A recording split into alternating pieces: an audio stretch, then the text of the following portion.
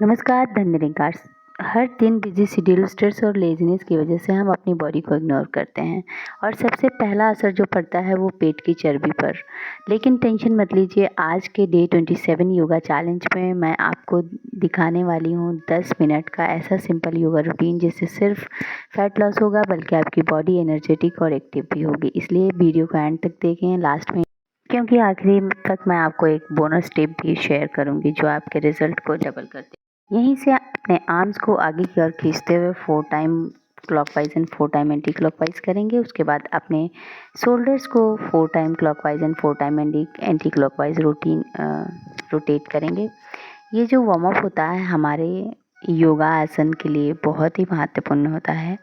योगासन करने से पहले वार्म अप बहुत ही अच्छे रिजल्ट ला कर देता है, इसलिए अपनी बॉडी का वार्म अप बहुत ज़रूरी होता है।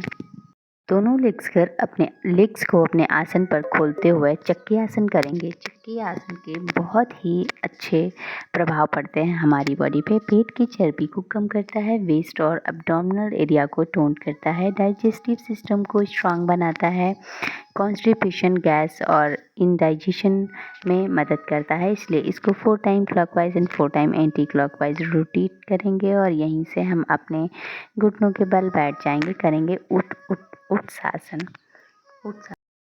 उत्सासन हमारे फैट लॉस चैलेंज के लिए बहुत ही उपयोगी है। थाइज और लेग्स को स्ट्रांग बनाता है, कोर और स्पाइन को स्ट्रांग करता है, लोअर बैक और एब्डोमिनल के मसल्स को भी एक्टिव करता है। यहीं से हम पश्चिमोत्तानासन करेंगे। अपने दोनों पैरों को सीधा कर देंगे, अपने हाथों को ऊपर की ओर ले जाकर खींचते हुए अपने पैरों को पकड़ने का प्रयास करेंगे।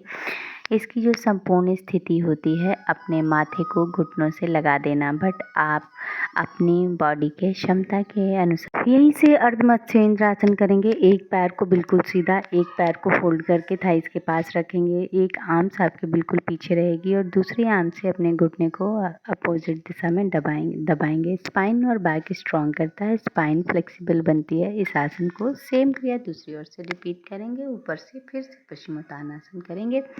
इस आसन में आप थोड़ा सा रुकने का प्रयास करें, सांस अपनी नॉर्मल रखें और हल्का हल्का आप अपने नी को टच करने का, अपने मुख माथा से नी को टच करने का प्रयास करें। वापस आते हुए आसन पर मत्स्येंद्रासन फिर से एक बार करेंगे। डाइजेस्टिव सिस्टम इम्प्रूव करता है, लीवर और पेनक्रियास को स्टिमुलेट करता है, डायबिटीज़ कंट्रोल और लीवर डिटॉक्स करने में मदद करता है।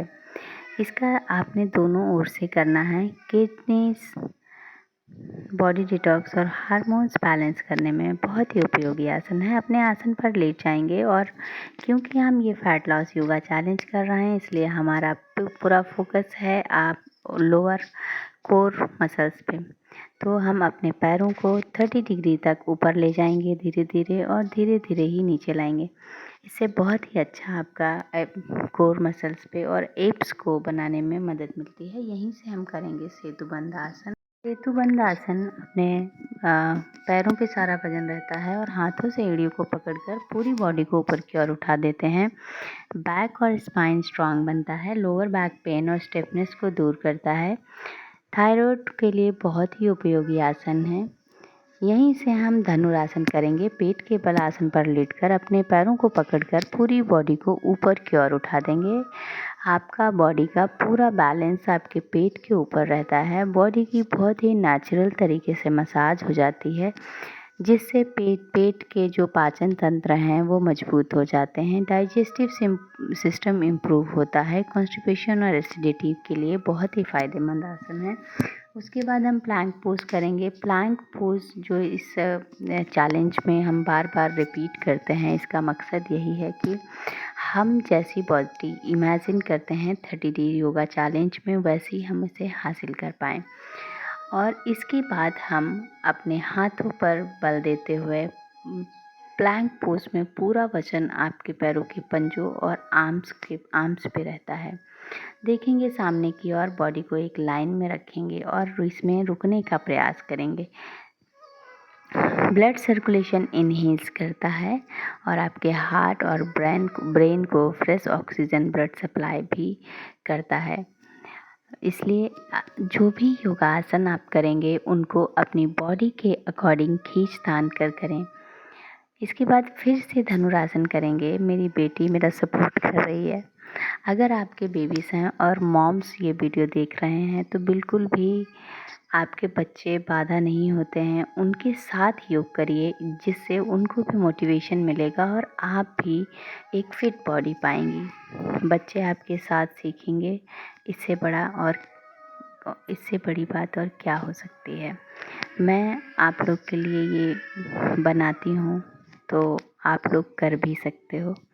इसके बाद उठकर आसन पर बैठ जाएंगे और पद्म आसन लगाने का प्रयास करें। देखिए, पद्म आसन में बैठने की एक अलग अनुभूति होती है। अनुलोम विलोम करेंगे। अनुलोम विलोम के जो क्रिया है उसको करने का, सांस को बाएं ओर से इनहेल करते हैं और दाहिनी ओर एक्सहेल करते हैं।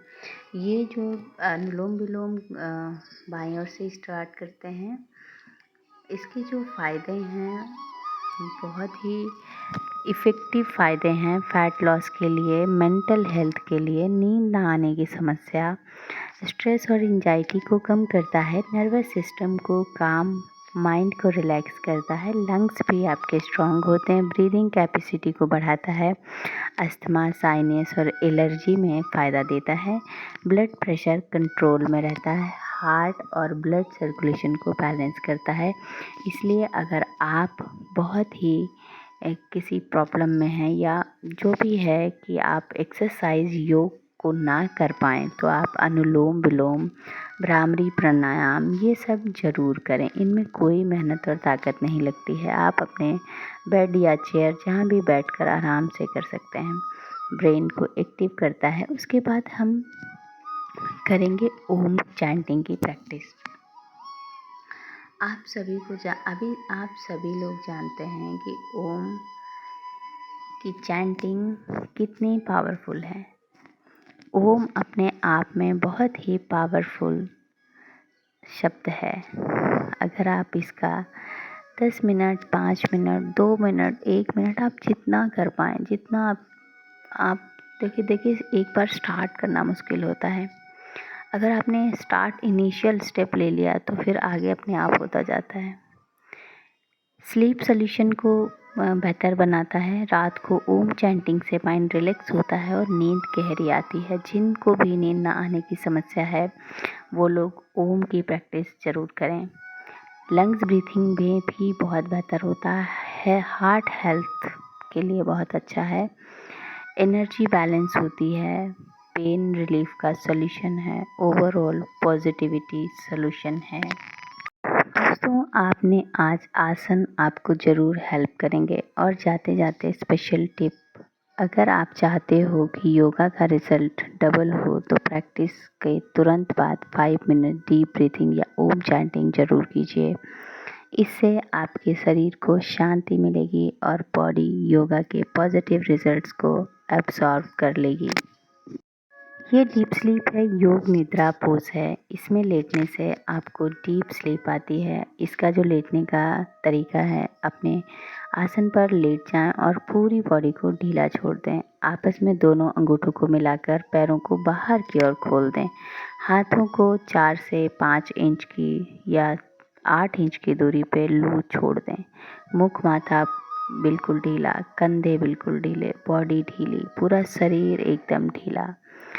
ये शरीर जो ये शवासन है, स्ट्रेस और एंजाइटी को दूर करता है, नर्वस सिस्टम को काम करके डीप रिलैक्सेशन देता है, जिससे आपको नींद बहुत ही अच्छी आती है।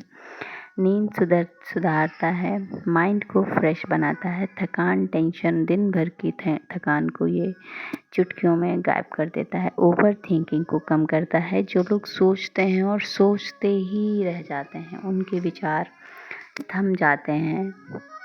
मेमोरी का कनेक्शन बढ़ता है। जिन लोगों को भूलने की समस्या है या कोई और प्रॉब्लम है, उन लोगों के लिए बहुत ही उपयोगी आसन है। ब्लड प्रेशर, जिनको हाई बीपी, लो बीपी रहता है, वो लोग भी ये स्लीप शव आसन की प्रैक्टिस ज़रूर करें।